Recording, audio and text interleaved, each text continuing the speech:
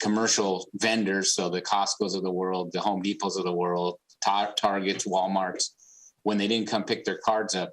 And we've noticed a significant decrease in that. So they've hired their own companies and they're doing a better job at monitoring their own site and cleaning those up. So that's been an improvement. I think it went from in one quarter, it was 573. And then the next quarter, we only picked up 204 cards. So that's been a big help. Some of the things we're looking forward to in kind of continuing this effort is we're putting together an Adopt a Mile program where we're allowing different community-based organizations to get involved in the cleanup of our public right-of-ways. So the first location and the first group is the Community Coalition of the Antelope Valley. They're going to do Avenue L from, I believe, 20th Street West to 40th Street West. So they're going to adopt actually 2 miles and go out there monthly and help clean it up. And I know we are actively engaging different community groups. I think we've reached out to Jerry with Lancaster Baptist to try to get them involved too, because they've expressed some interest. So, but it's just, if we can get community groups to really take ownership of some of our public right-of-ways, it's going to help us out tremendously. Caltrans has stepped up, and we did our community cleanup last week out on the 14 freeway between Avenue M and Avenue L. And they've agreed to do a quarterly cleanup, partnering with us and continuing that momentum. So that's great news. They're also, and hopefully we can keep pushing them in this direction, but they're getting a little more proactive on the homeless. They'll be out at Avenue K and the 14 freeway tomorrow, cleaning that, relocating those homeless individuals up and moving them to a safer place for them to be. So this is good. We've made really good progress on this so far, and we're looking forward to the rest of the year and continuing that momentum. Next slide, George. Our City Hall resiliency project. We're actually, this project is a project that will create a battery system, which will essentially take us off the grid in the event of an emergency. So we'll have enough power there stored to run City Hall. It's also going to tie into a future hydrogen project where we have a hydrogen fuel cell that will just connect to this and provide additional power source and act as a fueling station in times of need or when we need that. But this one we're taking to council November 9th, so next week, for approval of the contract. So that's where we're at on this one. Next slide, George. That's a little more money than was recommended. However, it's offset by a grant. The 300 and I don't remember the exact number off the top of my head. I think it's 308 maybe. 309. Mm-hmm. Yeah, that one, that's our match. And then the 421 is the secured grant. So the total project is add them together, 421 plus 309. So that's more cost efficient than an on-demand generator then? Well, correct. And I think it's more in line with some of our climate goals as well. And I would add, Commissioner Bose, there is a demand management side of the battery implementation as well. So that battery can dispatch in peak loads to impact our cost of energy, where you can't do that with a diesel generator. So I just want to make it clear, the total cost of the project is $739,000.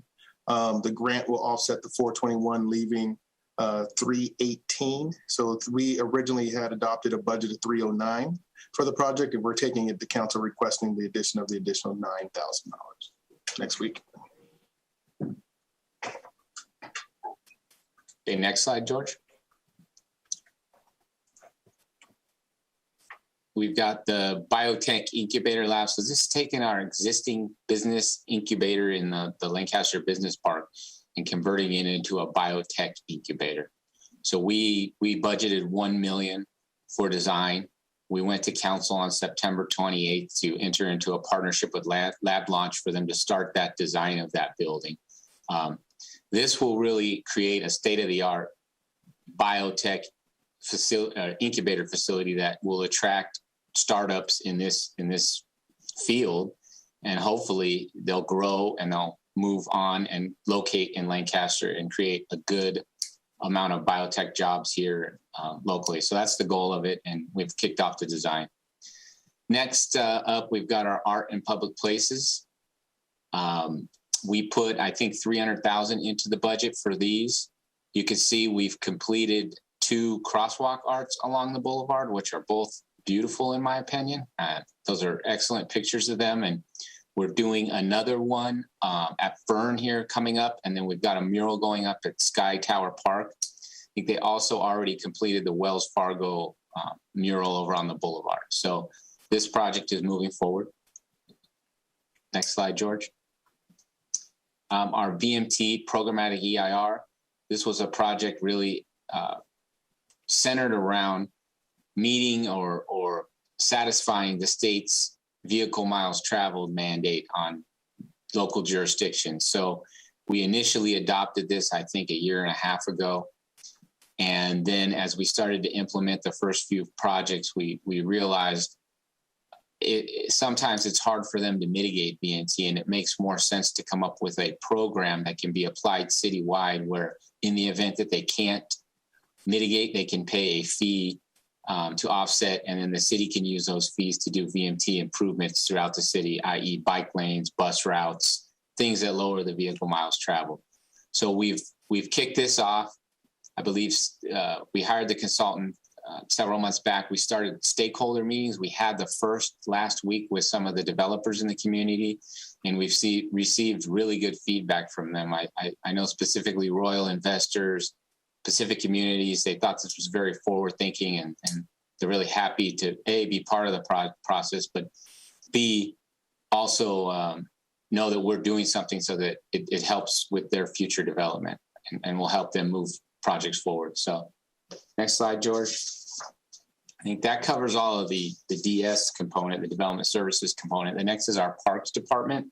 And yeah, we're back open for business. So one of the primary goals, I think, at council, specifically the mayor, was to create a tutoring program that would get kids caught back up post-COVID. So these kids were stuck learning virtually for a year, and we knew that they fell behind, especially the kids that didn't have the technologies at home to keep up.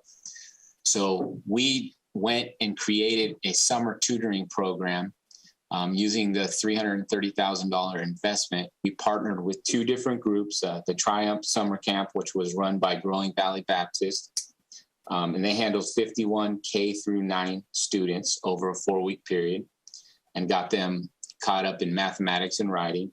And then we also partnered with, I think it's Grace Chapel, and they ran a program for, let me get this straight, it was a 5-week program. They did 459 students. They used 3 locations. They had Lancaster Soccer Center, Lancaster Community Center, and then the Grace Chapel campus. And they actually gave a really good summary presentation, I believe, at the end of September, the second September council meeting, where they went through a lot of the analytics on how they improved. They saw big math growth in their 8th graders, and their 1st graders had a lot of language arts gains. So they actually had a system where they tested them on in math and language arts in the entry point and then at the exit, and they were able to measure the growth. So that program was a huge success, and it got us on our way. And next slide, George. But we didn't want to forget about this school year either, because we know that one summer program isn't going to catch the students up fully. So there was another $270,000 investment in the school year program. So currently, we actually are working on a program and releasing the applications in December to issue $125,000 in community grants with a maximum grant of $20,000 to different programs throughout the community. And then we're doing the remaining $270,000 using that at the community center to set up tutoring services there in partnership with a group that's going to handle that. So all this to say we're working to catch these students up, especially the underprivileged children that didn't have the technology to catch up. So well on our way to spending that money. Next slide, George. New special events. So we had our Welcome Back event Friday, August 13th. That was attended by approximately 3,000 people. It was a great event. It had a fireworks show. We had a concert, good street vendors. It was a wonderful event. I don't know if any of y'all got the opportunity to attend, but it was great. And then the haunt at the hangar, which was about 3 weeks ago, was new. We moved the boulevard over to the haunt, and it's experimental, but it went off well. I think total gate in and out was 4,000, or in was 4,000 people. If you showed up about 5, there was a line there. It seemed like it was a half a mile long, and it didn't end for about 2 hours to get in there. The line stayed pretty steady. Most people we had in there at one time was 2,650 individuals. We had trick-or-treating. You could see the guy here. They had a flash mob dance. It was just a great event. It is year 1 of that, and I think it's here to stay, just given the feedback that we've received and from both staff, the community, and everybody that attended. So looking forward to next year, we're looking at not only continuing our existing events, but maybe adding a film festival down on the boulevard in September, a concert in March at the hangar. So there'll be more events to come, and we're looking forward to kind of rebuilding this up and continuing this momentum we got from these 2 new recent events. Next slide, George. We've continued our traditional events. So Farmers Market was back. Monday Night Bites came back, Bark at the Park, which was great for Jason. He got to take his little puppy down there and partake and have him catch Frisbees and have a good time. And then this next Saturday, we got Fields of Draft coming up. So if you haven't gotten your ticket you should and plan on coming, that's always a fun event too. Next slide, George. Just note, I'm not taking my dog to the Field of Draft, Charlize. You should. Yeah. I should. You might need a designated driver. The athletics program, those kicked back off, so we're back to pre-pandemic athletics. We've hosted 2 tournaments. Softball is back up to 70%, and we've got 28 tournaments. Yeah, we hosted 28 tournaments in 21, and so we're back, and athletics are going. We're having new soccer leagues reach out to us about utilizing some of our fields at the soccer center. So good turnout. AYSO is back on. Youth football, fall baseball. So athletics are back. Next slide, George. We've seen a recreational resurgence. 204 kids enrolled in summer camp. 65 already registered for the winter camp. And then 4 enrichment sites reopened with 240 students. Those are located on some of our school campuses. So that's the after school care that parents are able to take advantage of. So you can see that they're doing so. And we plan to expand that into the winter months. Next slide, George. More on the arts. Measure LC funded programs out at the Desert Woodland Preserve. So you can see if you go out there now, Saturdays and Sundays, there's additional programming from 10 to 4 a.m. So go out there, take your family out there. You can get educated on some good desert woodland type stuff. Then we've got the Cedar Center, which is located across from MOA. We're turning the 606 Center into an urban cultural hub that will include a recording studio, a radio broadcasting studio. So that's well underway. They've started to procure the equipment. Unfortunately, it's taking longer to get than we thought because the supply chain issues that everybody's facing. But as soon as we get that equipment, that'll be installed in there, and that'll be open for use by our residents or different groups that can come in and lease the space out and take advantage of that cultural center there. Next slide, George.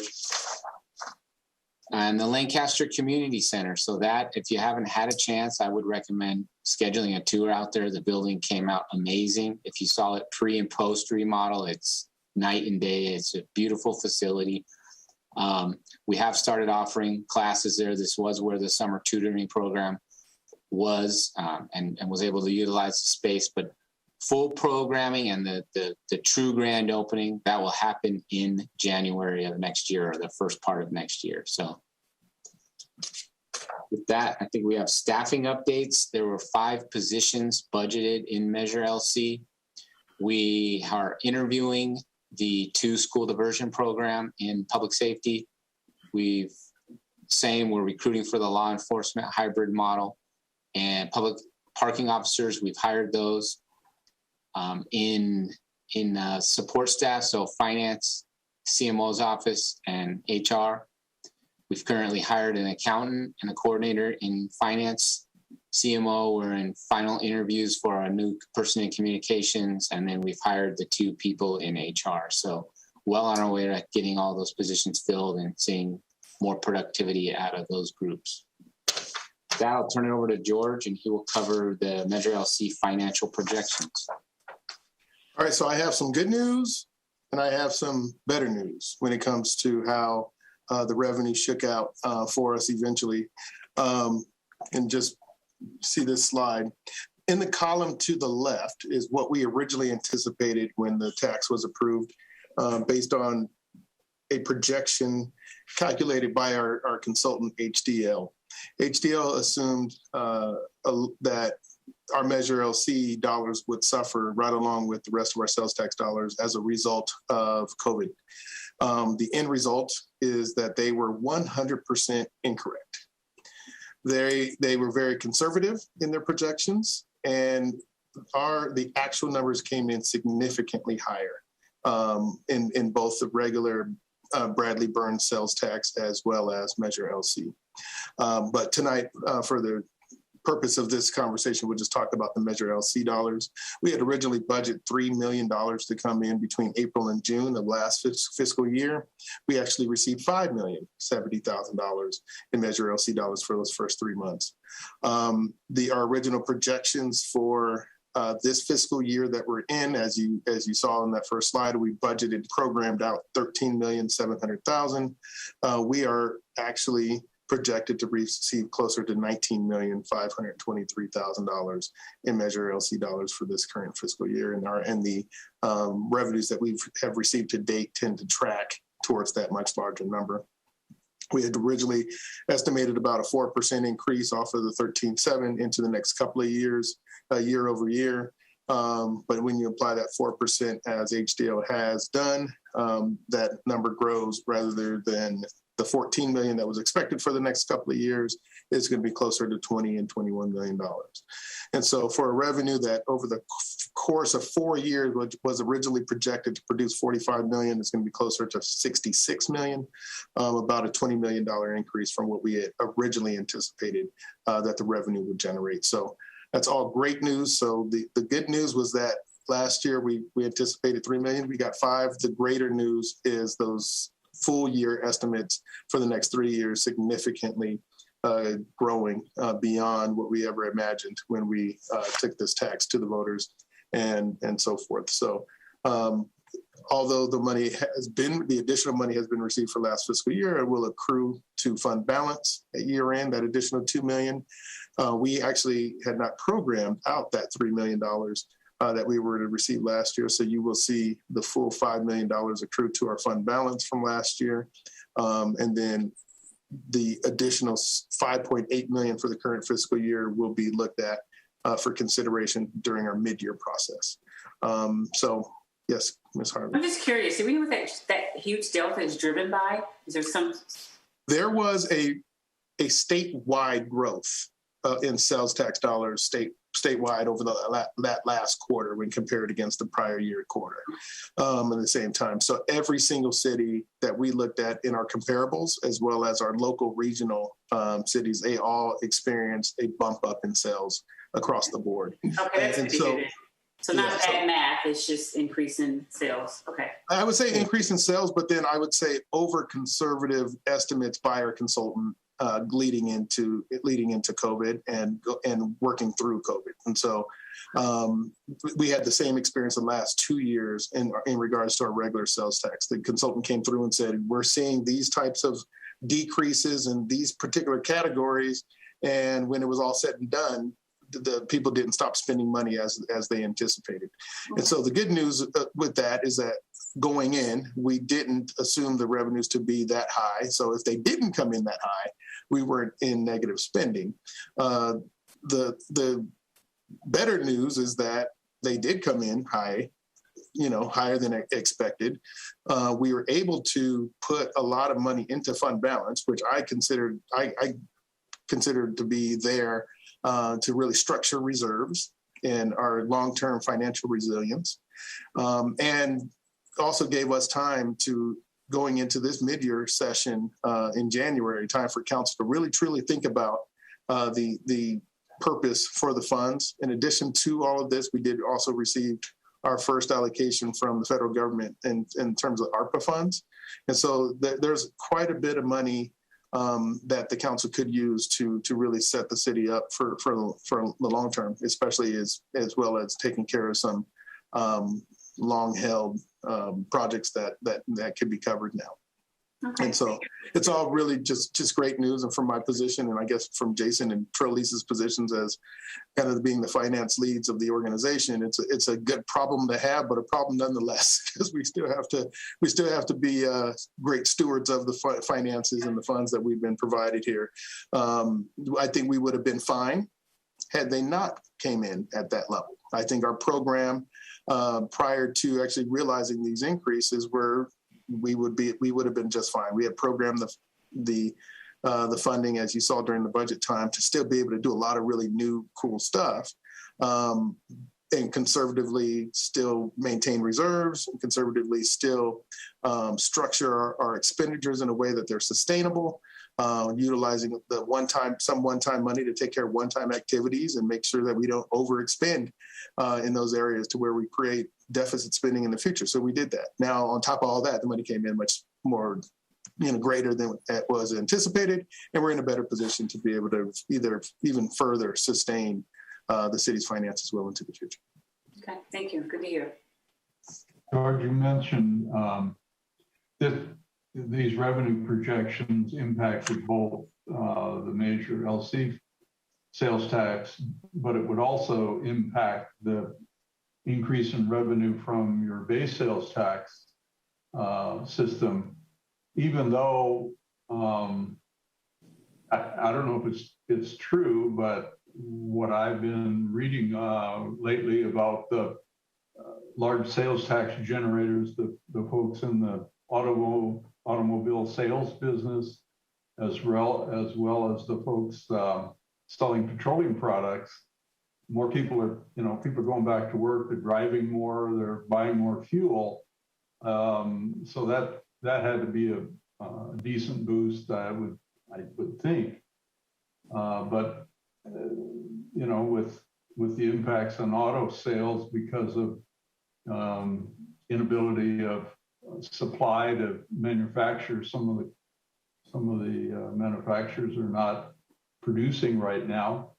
I think there's a pent-up demand for purchase. So how do you anticipate that's going to affect the revenue stream going into the future? There's going to be two major impacts over the next 4 to 5 years that are going to impact these numbers. One being online sales. And so specifically online sales from Amazon.com. And so recently Amazon.com took ownership of their distribution centers and their fulfillment centers here in Southern California, well, in all of California. And the prior methodology, when they did not own those facilities, they were owned by an out of state or what we call out of state, in-state foreign company out of the state of California. Those sales would go into the county pools, and then we would receive our share of those sales via the county pool. Most recently, probably in the last 3 months, Amazon, they purchased all of their fulfillment centers in the state, which moved the POS location or the allocation of those funds to the cities from the county pools back to the host cities. So the cities that actually host fulfillment centers are now getting all of the money that was being distributed statewide via the county pools. And so it's a huge boom for those cities, of which I used to work for one, the city of Rialto. And had I still worked for the city of Rialto, I probably thought that was a good idea. But now I don't work for the city of Rialto, I work for the city of Lancaster. So we may end up taking a hit on that. And my former mayor in Rialto is pretty upset that I didn't support her at the latest League of Cities when it was an issue to be discussed among all the cities. But in essence, what you're going to have is a revenue that was accruing to 400 and however many 470 something cities statewide are now accruing to 17 cities in the state. Those cities that have those fulfillment centers. And just as a point of reference, the county of LA has no Amazon fulfillment centers. All of those sites are outside of our county. So that's a big lump sum of sales that will not be going even to the county of LA or any LA cities. So that's going to be an impact. There is a price increase that we're seeing on auto reach sales. And I don't know if you've all realized that, but used sales are increasing in price. So that we're seeing some of that is part of our gains. As a result, it's creating, I don't want to say it's creating a frenzy, but it is creating the maintenance of activity in sales as people are trying to get a car because quite frankly, there's a shortage and prices are going up. So there's some fear. So people are out there trying to get cars. From a fuel standpoint, yes, we're definitely seeing an increase in fuel transactions, as well as the combination of the increase in price. So you have a volume increase as well as an increase in the price of fuel. And so both of those are resulting in us yielding higher revenue, sales tax revenues in that category, as well as in our regional sales tax or fuel related sales. So we have our gas tax and then our regional sales tax allocations that are measure all those other countywide measures and where that are seeing those increases. The retail establishments, our local Walmarts and Costco's and so forth, quite frankly, that's where the rubber meets the road on a lot of these increases that people, in addition to their online sales, they really have not stopped spending money. That Costco line is still just as long as it was prior to the pandemic, and really didn't slow down during the pandemic as some people anticipated that it would. And so really that's our bread and butter, that people getting up and going to shop at Costco down the road or shop at Ross or shop at our brick and mortar stores. That's really what's really sustaining some of the growth. And then just overall price increases. So cost of living increases are yielding price increases are yielding cost of living increases, but people, as they spend that money on those products that cost a little bit more today than what they did the last couple of years, we're seeing the percentage benefits from that as well. So that's really, in a nutshell, kind of the result of why we're seeing the increase. Like I said, if you look at our comparables in the other cities that we compare ourselves to, we all received similar increases in this last quarter in sales tax, and the projections for everybody are actually going in the same direction as ours. So the pot will be much bigger for the city council then to consider, even though, it may be premature for us to look at modifying the recommended budget at this juncture. Maybe next meeting, we might want to take a look at it and look at other opportunities to recommend to the city council, huh? Absolutely. I think this opens up an opportunity for us to really also think about how we treat our finances differently. We have been an entrepreneurial city for so long. Now we have a little bit more funding that can help us be more entrepreneurial to generate more revenue into the future. So this additional capital helps us provide seed and investment funds for that. The newest reserve policy actually establishes a reserve component specifically to do just that. And so we'll be able to look at that and actually be more creative and yet still maintain the long-term sustainability plan that was built into that reserve policy as well. And so we're really in a good place. Proud to be part of the organization at this point. I think we have the staff. You all have the staff that's capable of moving us forward, with some at a real high level, responsible level, maintaining these funds. So it's a good place to be right now. The improvements to City Hall, those funds are already allocated and covered, right, in your budgets? That is correct. So that's actually covered in the budget from 2 years ago. So that money was budgeted as part of the larger bond issuance that took place in 2019, Jason? Yeah. Yes. So there's a 2019 bond transaction that allocated those funds. There is a slight improvement through change orders as we found that we'll utilize some of the fund balance that we've accrued in this last year. Nothing significant, and all pretty necessary to the project, but that is going to, I don't want to prematurely calculate or estimate how the council is going to decide on that, but that's an action that's going next week as well as an adjustment, not necessarily utilizing any Measure LC funds, or else we would have presented it to you tonight.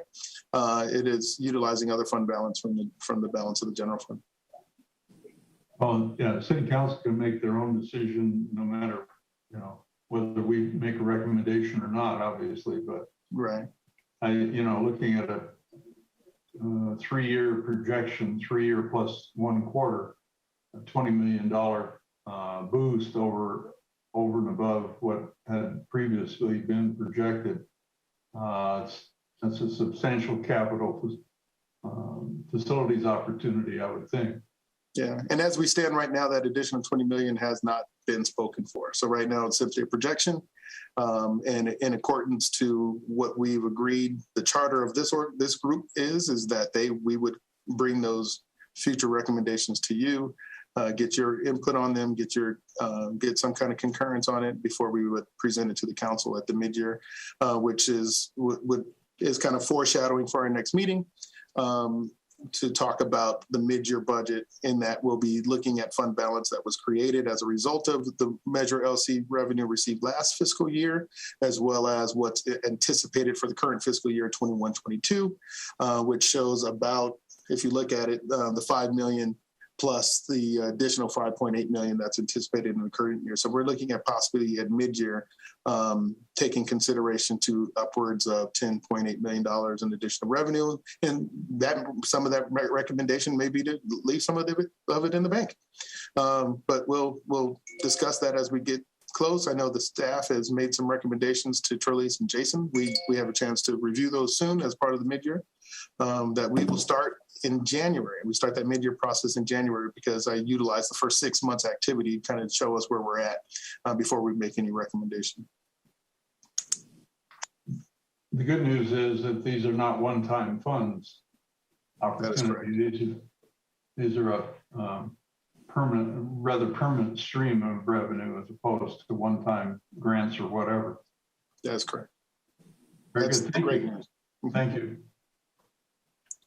So with that, I don't know if Jason wanted to provide a close to the presentation, but that's the conclusion of all of our slides. No, I think that was great. And George, we're talking here that you could probably teach a class on this stuff. Well done. But yeah, if there's any other follow-up questions or concerns or thoughts, I'd be happy to take them. But that concludes our presentation tonight.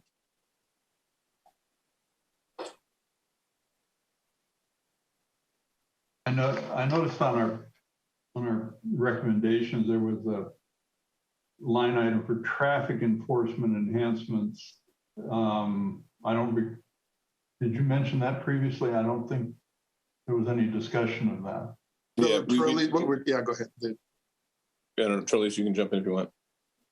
Yeah, that was in the public safety component or the public safety budget, and there was, I think, 250,000 budgeted. To date, CHP has 7 vacancies that they are still waiting for staff to come out of the academy and fill. So as soon as they fill those, we're going to enter into an agreement with them to do that additional enforcement. I just met with 2 staff members today to discuss that, and we're setting up a meeting with the CHP captain here and hopefully the next week to start kicking that off and getting it moving forward. Great, thank you. What's the anticipated ballpark number for your events center? What are you thinking? 80 million, 100 million? No, the budget that we're trying to stick to is around 40 to 50 million. Really? Is that all? Well, we're looking at a site. It's the dilemma. Yeah, it's wishful thinking, but we were looking at a site that has previously been constructed that kind of operates the way we envision it operating, and it was around that budget. But as you know, budgets change, and we got ships off the coast of Long Beach, and we got inflation, so there's a number of factors in that. But we will be conservative in that estimate, conservatively high in that estimate. but yeah, we want to make a great facility, but also don't want to break the bank. Yeah, there was some friends to the south had a very successful visit around the country recently. Some information was shared with me. I thought it was very, very interesting, and recently traveled out of state to a couple of locations and had occasion to look at new facilities in communities. It's extraordinary what local communities are doing in support of facilities and for public use. It's amazing. I wonder if, well, never mind, I'll be quiet. Thank you. Anyone else have any comments or questions? Anyone? No. All right, thank you. All right. We would end, I guess, with, let's see, what we're supposed to do is ask for public comments at this time, I believe. At this time, anyone wishing to comment on the presentation, please press *9. I will announce the last 4 digits of your call-in number when it is your turn to speak. Please state your name and eliminate any background noise. Individual speakers are limited to 3 minutes each and will be remuted after the allotted time. Please press *9 at this time. No callers at this time. All right, thank you. All right, then. So we would look forward to meeting again, what, in March, February, March sometime? Correct. So actually, we may call a meeting sooner than that so we can review the mid-year activity or the mid-year recommendations prior to council adoption or council consideration. So that's anticipated in the in the February timeframe. So we may try to squeeze a meeting in there for you then, and then still hold that March meeting to give you a recap of what the council did decide. All right, very good. All right, then. So once around the table, anyone have anything else they'd like to comment on this evening before we adjourn? Nothing in my end. All right, thank you. Anyone else? No? All right, then. Well, thank you all for your participation this evening. Excellent presentation, guys. Thank you. All right. So where are we here? We're obliged to ask if there's any public comments on non-agendized items as well, even though we haven't had anyone give us public comments. Ms. Dosh, you want to announce that, please? This time, anyone wishing to comment on non-agendized items, please press *9. I will announce the last 4 digits of your call-in number when it is your turn to speak. Please state your name and eliminate any background noise. Individual speakers are limited to 3 minutes and will be remuted after the allotted time. State law prohibits the committee from taking any action on items not listed on the agenda. Please press *9 at this time. There are no callers. All right, thank you. Yeah, the proposed next meeting is January 26th, which is also a Wednesday. So hopefully that meets everyone's calendar schedule. If not, please communicate with Ms. Dosh so she can coordinate a future meeting for us.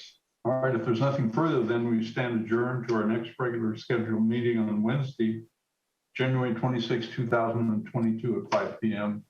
And hopefully we'll be able to meet in person. Yeah. That'll be the plan. Yeah, let's hope so. Thank you. Thank you, guys. Thank Have a great night.